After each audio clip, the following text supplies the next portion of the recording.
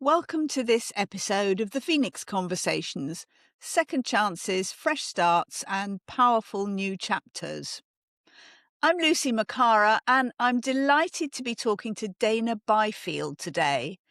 Dayna is a burnout prevention strategist trained in interdisciplinary problem solving and behaviour change, so essentially a professional expert in reinvention, other people's as well as her own.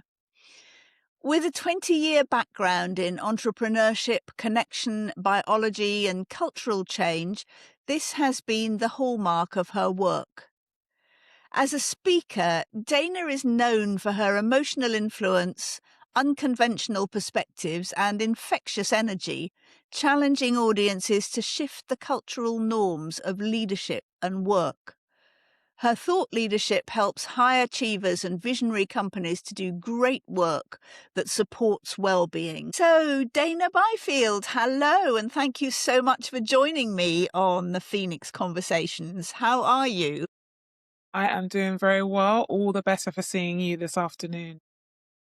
Likewise. So, Dayna, let's start at the beginning. Where did you grow up and what little Dayna like? How did you see the world and where did you start from, essentially?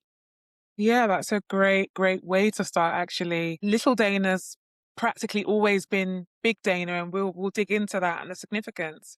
So I was born in Lewisham Hospital in Southeast London, lived the vast majority of childhood in and around the North London area, and was always a child that others saw as very responsible and very mature, which I quite resented in my early years. Naturally, as a child, wanted to frolic and run around and kind of, do my thing.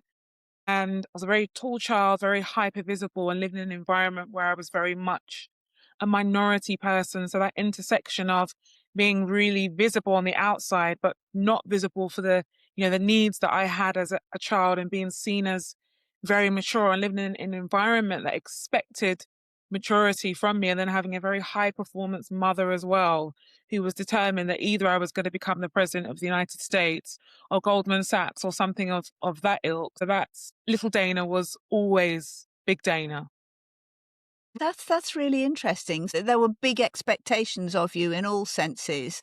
And I think it's very true, isn't it, that as a child, your sort of physical presentation Mm, really affects how other people see you. And if you're tall or if you're grown up beyond your mm, years, then a lot is expected of you in terms of maturity that you may not necessarily possess. So yeah, did that absolutely. mean that you had to kind of invent yourself as a responsible adult almost as a child, that you had to kind of create a persona that you didn't really feel you fitted? I think at the time, not understanding and not having the level of maturity. So I think there have always been some aspects of me that have been mature, but it's that duality, isn't it? Yes, a child can have maturity, but obviously developmentally they are still a child. And being a child with all of the things that we've already discussed in an environment where I was also a racialized child was another layer to that. I remember a school teacher telling me once, when I reported to them that a boy had been bullying me, that the teacher told me flat out that that was a ridiculous notion, because look how tall you are in comparison to him. How could he be bullying you? And how did Yeah. that make you feel? Really insignificant, and like I didn't matter. And I started to learn that my way to navigate through the world was to perform and really shapeshift into versions of myself that were safer and more palatable for other people. So your first reinventions were sort of cultural almost in a way. Yeah, absolutely. Absolutely. And so you were at school in Lewisham in South London all your life? I mean, No, all your I moved school life. around. I went to 7 different schools, most of which were in North London and one in Islington, actually 2 in Islington. So I went to 5 primary schools and 2 secondary schools all in all. So lots of moving, lots of shape shifting, lots of connecting and disconnecting, and having to learn to navigate these new environments. And the first secondary school I went to, I absolutely loved it. and I quite resented my mum for making me move from that school, because we'd moved and it was taking me an hour and a half to get backwards and forwards every day. And that was another kind of version of expected to be mature, traveling those long distances, which I was fine with because I love school. But it really added to that early experience. And I felt like I was in a caregiving position. Even as a young child, I was very concerned about my mum and, her well-being, and fitting into a rubric that was going to make her life easier as opposed to making it more difficult. So were you moving a lot because of kind of problematic sort of issues? Yeah, it was mainly to do with housing. That's why we were moving a lot during those early years. And then once the housing situation settled down, then the moving settled down. But we had our fair share of moving about, which subsequently in my later years has also stood me in really good stead, because I'm able to sort of, drop me in any environment. I'm kind of okay, because that was my de facto starting point from my earliest times. I don't really know anything other than change, flexibility, adaptation, and reinvention. I've learned how to augment that in a way that's now healthy for me. Whereas in the earlier years and when I was younger, the attachments and lack of attachments were quite unhealthy. It's brilliant that you've been able to um, assimilate those difficulties as resilience, essentially. Mm. Then, Dana, what happened at the end of school? So at the end of school, I didn't do very well academically, which, to my mum's absolute horror, because she had, this obviously trajectory for me, and I understand she was doing the best with the information that she had. I started A levels, which I should never have done A levels. So just wasn't up to the academic standard. Got like 2.5 A levels. Most of the grades were absolute pants. The one I did best in actually was general studies, which was a clue to the future and clue to reinvention, and this kind of interdisciplinarian that I've always been. I love general studies because it was a bit of everything. And it was things that I'd been exposed to through art, culture, politics, society, psychology. My mum was very, very, very, very clued in. For someone who sort of made it up on the fly, she exposed me to so many different things. So when I was doing general studies and looking at the US voting system, I was so well informed about that. I knew that Florida had bigger seats than Massachusetts, for example. And that general studies AS level, I ended up with a B grade in, because of this lived experience, practical knowledge that I already had coming into. And that's really followed me throughout my life, this theme of integrating life's experiences and then utilizing them in a very practical way. That sounds incredibly positive. So, okay, so you got your A levels, which is brilliant. And what happened after that? So I wanted to go to university and study performing arts. That was my first love. Acting, dance, drama, sort of that world, and sport was the very early world that, mum kind of, put me into. So there was, on one side, it was very sporty, playing lots of different sports. I was captain of the football team, captain of the netball team. I did everything going, athletics.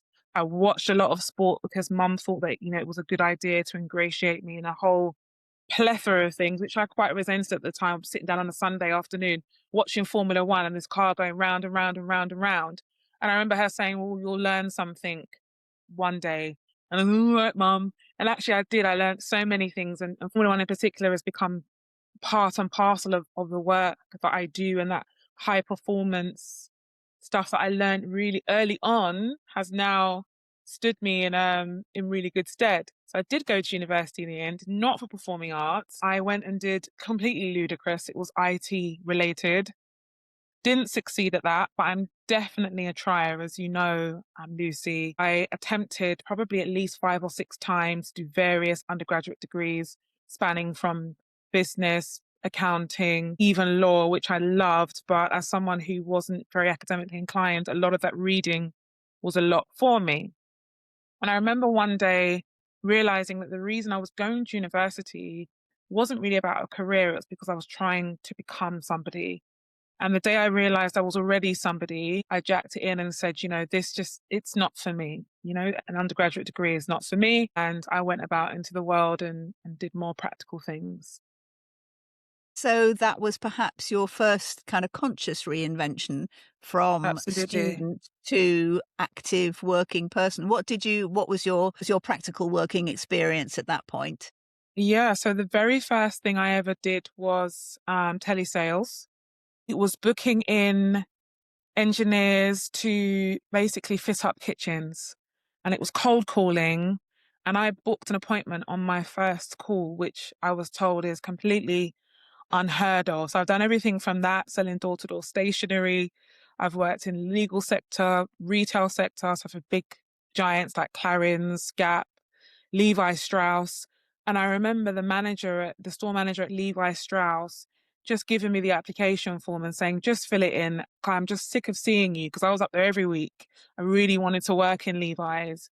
And again, it's this practicality that came through. Well, I'm just going to keep at it until somebody opens the door. And eventually I did work there for a few years and absolutely loved it. And yes, I've had a coaching consultancy. I sold bags and shoes.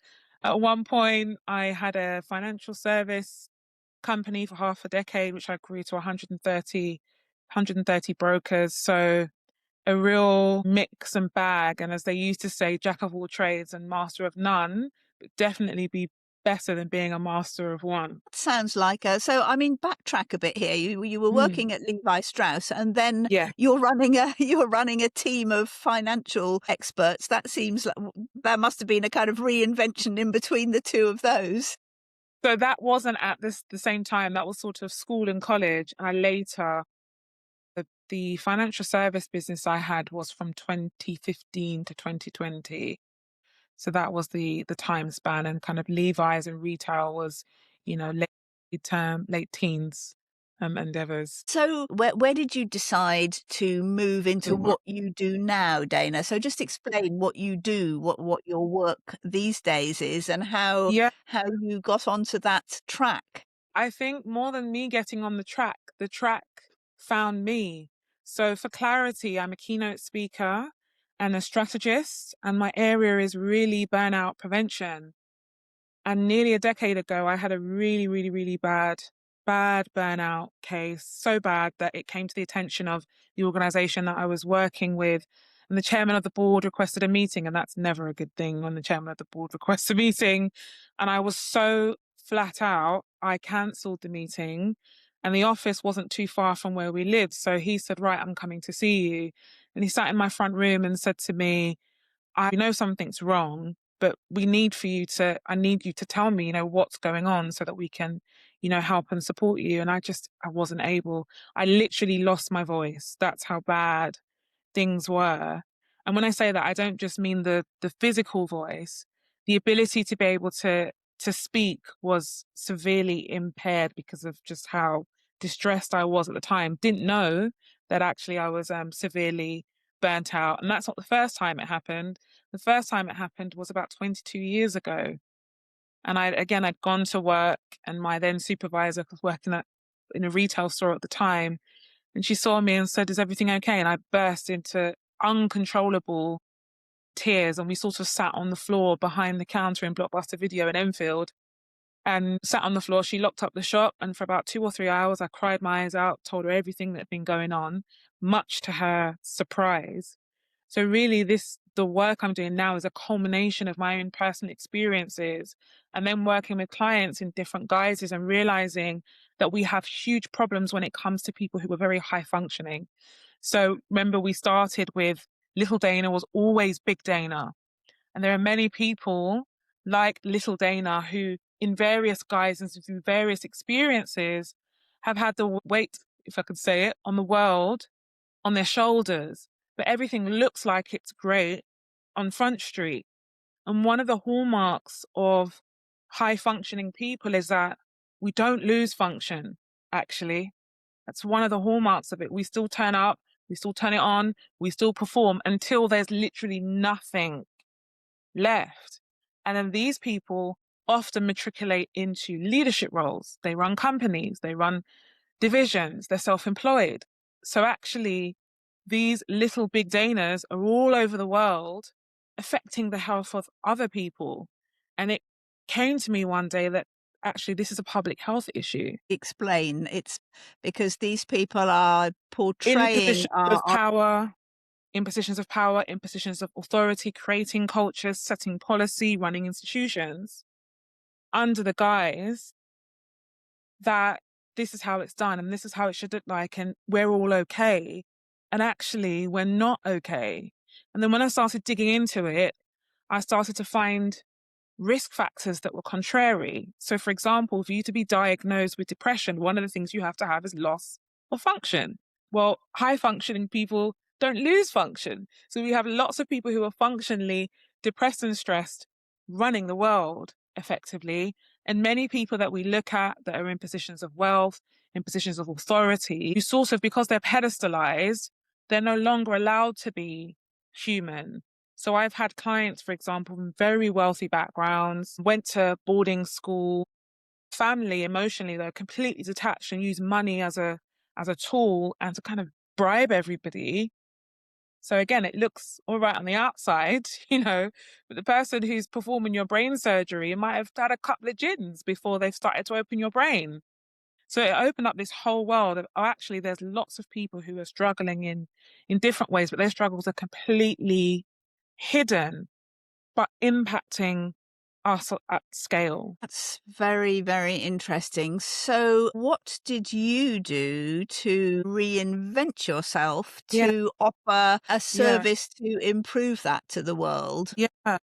I think for me, it's about picking through my history and some of the things that I've done to help myself. So one of the key things that I did many years ago, I was very fortunate enough to have an amazing GP, and he sent me to counselling, and he sat in the GP office and he sat with me for 45 minutes, which was unheard of in those days. He shared some of his own story, told me he just found medicine. He was in his mid to late 40s, shared some of his personal story, sent me to counselling. Got to the counsellor said, fantastic, you've come. Your needs are too profound for what I can deal with. You need to go and see a psychiatrist. And I was 22, 23 at the time. So my burnout came very early. And through that process of working with that psychiatrist, I realized that, because one of the first things we did was a chronological timeline right away from my mum's pregnancy up until the current day. And I didn't understand what she was doing with me. But effectively, we did this timeline, and she said to me, can you see how you're always going to end up here? And that made me understand that I wasn't mad, I wasn't sad, I wasn't bad. But this cocktail and petri dish of life's experiences brought me to where I was. And I understood that I had a lack of knowledge about human development, lack of knowledge about emotions, spirituality, really health and well-being. So really for the last 20 years, my life has been personally dedicated to my own reinvention. And the key thing for me really is relationships. Life is all about relationships, and work is a key relationship that most of us are going to have for the majority of our life. And is that relationship serving us, or isn't it? So effectively, I share part lived experience during my keynotes, my own process of healing, and also ways that we can be resourced. But resource starts from understanding what's hidden. And that looks like sharing how we're wired, how best to understand human biology in very basic terms. How are humans wired? How does that impact our health and well-being, which then impacts the way that we work? And that's where the transformation starts, really. So, you have obviously assisted in a lot of other people's reinventions based on some of your own. So your first burnout was age 23, but that wasn't the last one. No, So after you were 23, you kind of recovered and absolutely. sort of reinvented, I guess you would Yeah. say, and then went on to a kind of higher level of work, which again involved you in eventually in burnout. So Mhm. how did that happen when you sort Mhm. of, you've gone through this psychiatric process and recovered yourself? How did it happen again? I think for me, and sometimes there's only things that you realize through hindsight. Was viewing life from the lens of these are negative things which had impacted and compounded. But actually, from my burnout nearly a decade ago, I actually realized that positive things in your life can also, lead you to a road of burnout. I met my amazing husband in 2011. We got engaged in 2012. We got married in 2013. We had a baby in 2014. All amazing things, right? But that relationship required something different of me from the person that I was before. I don't come from a history of strong, successful relationships, unfortunately. So there were skills that I needed to learn to be successful in that arena, and that took time and energy. And then the way that I was working was not the way that was aligned with who I am as a human being. I was taking on a lot of work and I really enjoyed it. I'm doing amazing things and I've got a very large capacity to take on a lot all at the same time. And I didn't realize that all of these extra projects that I was doing, and okay, well, I'll volunteer for this and I'll volunteer for that, was outside of the capacity that I had at the time, given all of the other personal circumstances, which were amazing, which had changed. But I needed more support systems and more resources in place. And one of my favorite quotes is strength needs support more than weakness does. And that's something that I hammer on about all the time. And I wasn't well resourced enough to be able to keep up with the demands that I had at the time. I lacked capacity. And that's one of the reasons why when I work with leaders, one of the things that we work on is protecting that capacity and incrementally increasing that capacity as the demands of life increase as well. I think you make such an important point there about relationships, marriage, and motherhood, particularly. I'm not saying that it doesn't happen with fatherhood, but I think it's probably Yeah, more likely to happen with mother. Being a reinvention in itself and actually absolutely. requiring so much of you. And I mean, it's a cliche to say nobody can tell Mm, you what it's like to have your first child and how that changes your life. And it's true, you cannot, no matter what people tell you, they cannot know mm, how it affects you when it actually happens. And that mm. is so often a reinvention for women as well, becoming a mother, becoming a wife. Yeah, And that's yeah. really interesting that you say that that fed into your burnout, because I don't think people say that. I don't think people are honest about that.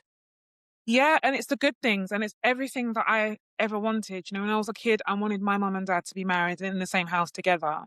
And for me, when we had Zion in 2011, that was my second baby. So my big baby was 13 going on 14 at the time. And I was kind of like, in that place, the big ones getting on in the world. And, you can kind of see like, okay, yeah, in a few years, I've kind of got to be more in my own thing, although I believe that, parents' job is for life and there's no expiration on that. It just changes. Now having baby number two, incorporating, the life that I had before I met my amazing husband and the life that we then were creating together. And actually we had a completely different vision from both of the families that we came from. So there was friction there that we were deciding to do things in a different way because now you're bucking the cultural trends. And that's why I always talk about the importance of, we keep coming back to relationships because this is all great stuff that's happening, but it's causing tension in the air and tension in the atmosphere. And being a mother second time around was completely different from being a mother the first time around. And actually, because I was so young the first time, I was quite laissez-faire about certain things. So although the situation was completely different, I'm married now and I'm settled, and of course tick because we want that. I worried about everything in a way that I didn't during my first pregnancy. So these factors became almost like factors of a profile that's then increasing your likelihood of stress, burnout. 'Cause I'm worrying, I'm thinking, oh, I'm older now, Down syndrome, all of these different things. So everyone's looking on the outside and it's amazing. And it was. But the early years, the burnout was because of negative things that were happening. In the last burnout was really about all of these amazing things that were coalescing at the same time, but being lacking from a resource perspective to handle everything that was on my plate. I was running around town and I was a, non-executive director, and yes, I'll do this, and yes, I'll go to the ribbon opening ceremony, and yes, of course, I'll speak to that particular, contracts that we have a relationship with and see how we can help our clients here. So it was great stuff, which was in contrary to what brought me to burnout the first time. Yeah. And again, I think that's very insightful to point out that burnout can come from too much good stuff. It's not all, it's not necessarily negative stuff that creates burnout. It's too much, whatever it is, but it can be too much good stuff as well as too much bad stuff. So that's fascinating. Yeah. So when you came out of that second burnout, was that when you reinvented yourself to become the burnout coach? No, actually, because again, going back to high functioning, because that's really where my specialism is with burnout, because it's become so ubiquitous and everybody's talking about it now. And not only am I talking about it, I'm a researcher in this area as well. So I've recently finished a Master of Arts and Science in interdisciplinary problems and methods. Again, tracking back to those early general studies years and liking a bit of everything. And I really wanted to look at work as a tool to increase global health and well-being. That's really what I looked at during my research at university. So like all good high functioning people that burn out, what did I go and do? I started a financial services firm and built it. Because of course that's what people who haven't identified that they're struggling, it's those people that are like, let me go and do a PhD. And that is, again, the hallmark of high functioning burnout a lot of the time is it's more and more and more and more. So I started another business. I did that for half a decade and winning awards and, working with industry giants like Vitality Life and Health, which are one of the biggest insurers in the UK and indeed in Europe. And it really was only probably in 2022 that I reflected back and realized that actually all of that stuff that happened in 2016, that was because of burnout. So I did even more and then came to, a meeting of minds about my own positioning. And then it was literally once that domino fell, everything else started to fall into place. But it was really going back to university last year and having an opportunity to play around with my thinking and have some structure around my thinking and writing, researching and doing a thesis on CEO well-being and what the impact of CEO well-being is on the workforce, but specifically is a lot of this conversation that we have from CEOs about well-being. Is it virtue signaling or is it actually impacting people within organizations positively? And spoiler alert, it's largely virtue signaling because of a lot of things that I've talked about, because you need to keep this, brave face on and, the market's looking at the CEO and they have to appear strong. But actually all the evidence says that people need to be told how to look after themselves properly. And then they want transparency from their leaders to know that they're human. Yes, absolutely. And that's true leadership, isn't it? Showing your vulnerable side as well as your tough side. So your most recent reinvention has actually been to go back to being a student. And that's where you Absolutely. stepped So I out got to of. go back to, yeah, I got to go back to being little Dayna. I was the oldest person on campus. So, we had our master's cohort and then we had the undergraduate cohort, really small university. So big up the London Interdisciplinary School. The Times rated us as the most radical university to open in the last 2 decades. And I think my master's cohort are only the third to go through this interdisciplinary, looking at problems and methods. And really, it's a degree for polymaths that want to solve some of the world's most complex problems, but know that that won't come from a single discipline. This is the age of the polymath and the interdisciplinarian if we want to solve the world's big problems. Well, that is a fantastic place to be. Is that a finite piece of research? And do Mm. you expect then to reinvent again and go forward as in another guise? Yeah, it's interesting because I met up the other day with one of my professors who actually was my supervisor, Professor Carl Gombrich, absolutely amazing gentleman, both personally and professionally.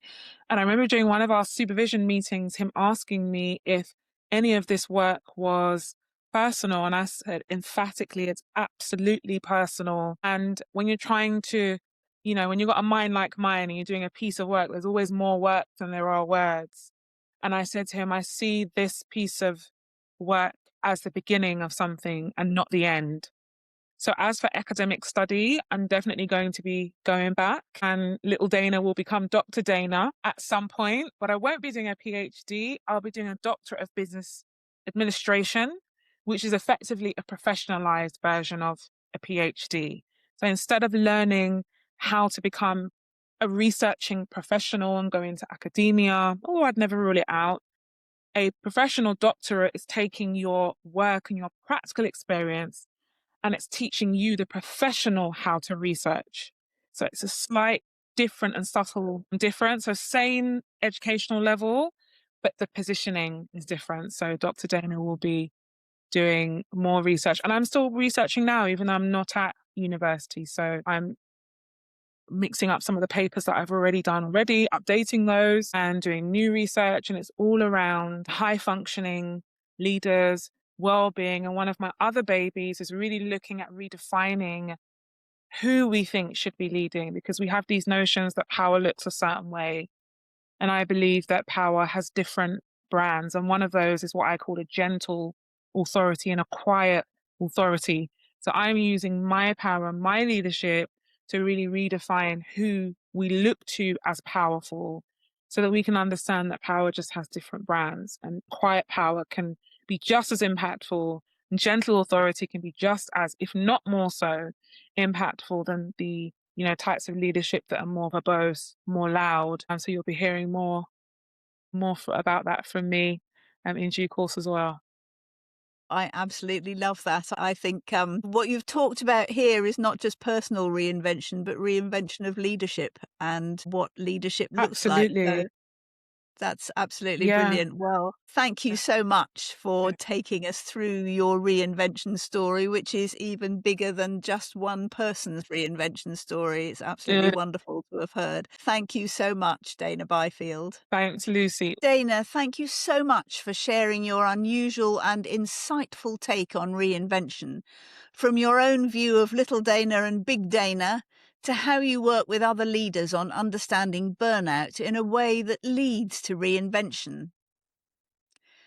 If you've enjoyed this Phoenix conversation, please like the episode and subscribe to the podcast wherever you access it, on Spotify, Apple, or YouTube, or maybe all three.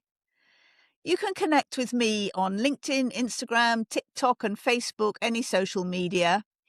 Due to my husband's unspellable and unpronounceable name, I am the only Lucy Makara on the internet, and I'd love to hear your reinvention story.